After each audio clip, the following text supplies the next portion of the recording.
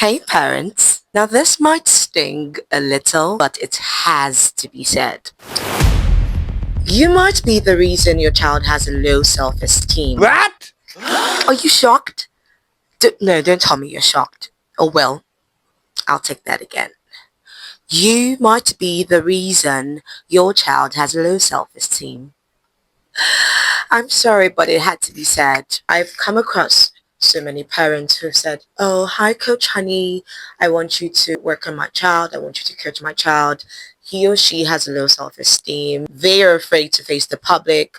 They are shy. And then when I have my evaluation session with the child and we develop a rapport, I see that it's not even the child's fault. It's you. What? You're the culprit.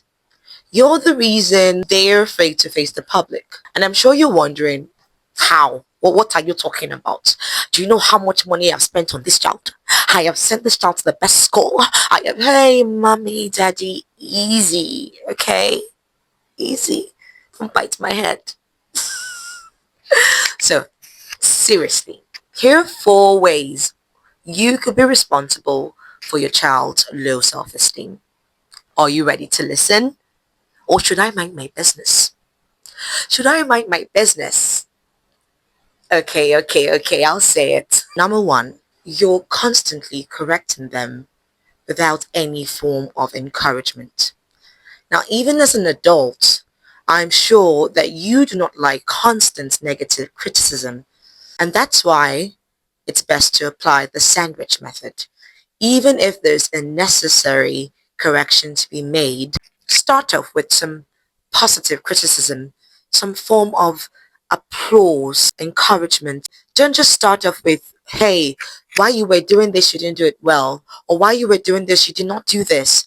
Even as an adult, I'm sure that would hurt you. So why are you doing that to your offspring? Why are you doing that to any child? You're breaking and weakening their self-esteem.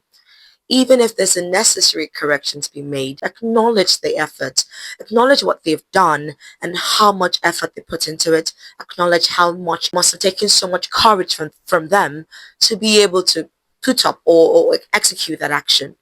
Before you now say or point out what they could have done better. Now, there's a difference between saying you did this wrong and saying, oh, you did this so well, but I feel like if you had done this, it would have been better. Now, that child is going to see that you appreciate their efforts. And if they had done what you're pointing out, it would have been better. And the next time, they would approach that. And then when you're done, still round up with some acknowledgements and praises. But that was very good. Example, you told your child to wash the dishes, right? And they made a mess. Or let's say you didn't even tell them. They went to the kitchen and they thought to surprise you. They went to do the dishes and they ended up creating a mess. Now, I'm sure you want to rain hell on them. But first, so that you can encourage the positivity from that action, first acknowledge what they have done right.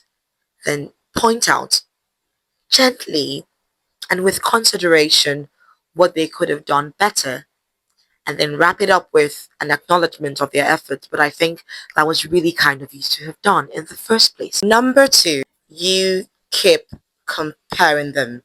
They say comparison is a thief of joy, and that's a saying for a reason. Why are you even comparing anyone to anyone? We're all different people. We've got different strengths. And your child is really just new to this world. Yes, they might have an older or younger sibling who's doing absolutely well in whatever it is they're doing, but that child is an individual. They are unique, they have their own strengths, so just stop comparing them. Even you as a parent, I'm sure there are other things that you could do better. How would you like your child to compare you to other parents? I'm sure you understand what I'm saying. Stop comparing them to their siblings, their friends, their cousins. You're breaking their will and their strength, even from the family, even from the home. And if they can't feel safe at home, how do you expect them to feel safe outside? How do you expect them to feel safe amongst friends, amongst classmates? You need to make sure that you are their biggest cheerleader. It is that confidence and that assurance that gives them the will to want to stand out even amongst their peers. Number three, you tease them when they make a mistake. Now, it might be funny to you, but I assure you, it's not to them. Yes, you want them to develop a thick skin. You want them to be able to withstand whatever society throws at them, the jeering and the mockery that comes with society. But if you understand the kind of child that you have, you'd know whether to tease them or not. Some people are more emotionally vulnerable than the others, and you can see it even in children. When they make a mistake, that's not the time to tease them. Stop making them feel unsafe. Stop making them feel exposed even in the home. Trust me, when that child gets to their class and they make a mistake, their classmates will most likely jeer at them or tease them. You do not want that to be the same thing that happens at home. I remember that as a child, I had some family members who would tease me a lot about my size. And that's really affected my psyche. And I only started to undo all of that work, all of that damage as an adult. But I grew up as a child, as a teenager, even as a young adult, with all of those words in my head. They were teasing, but those words became my reality. I would say those words even to myself. It became the thing, it became the normal thing. I mean, anyone who knows me on a personal level knows that I am going to be the first person who teases myself when I make a mistake. It might seem like, oh, that's brave, but it's a trauma response.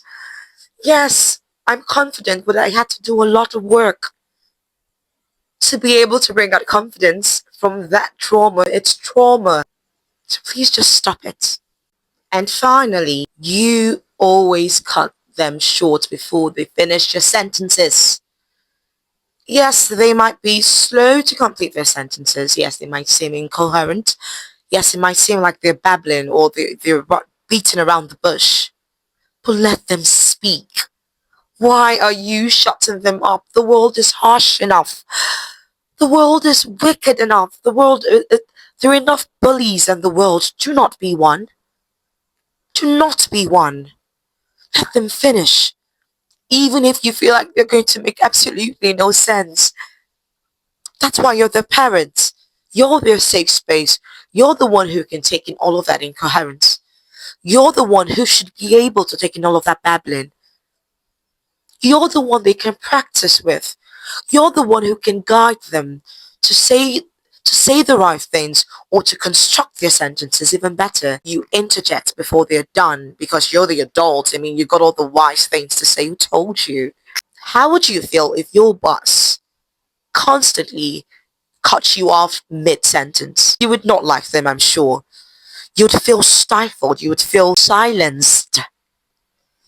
And now you're wondering why they're refusing to speak to you, to their friends, in class, in school.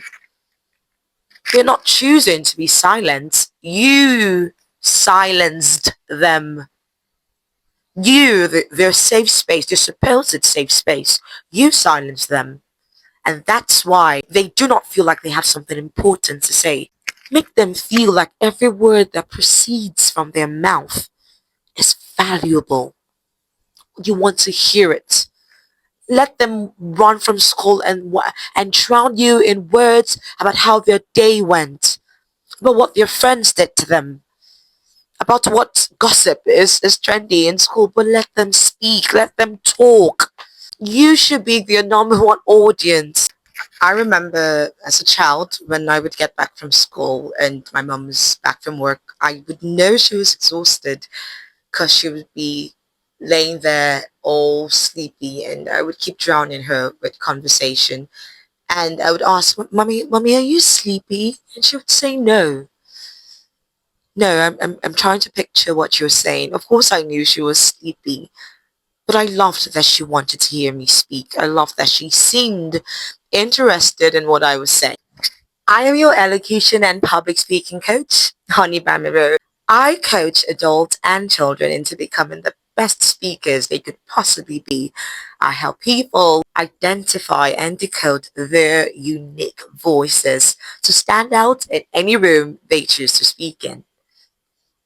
Send me a DM and let's get the ball rolling.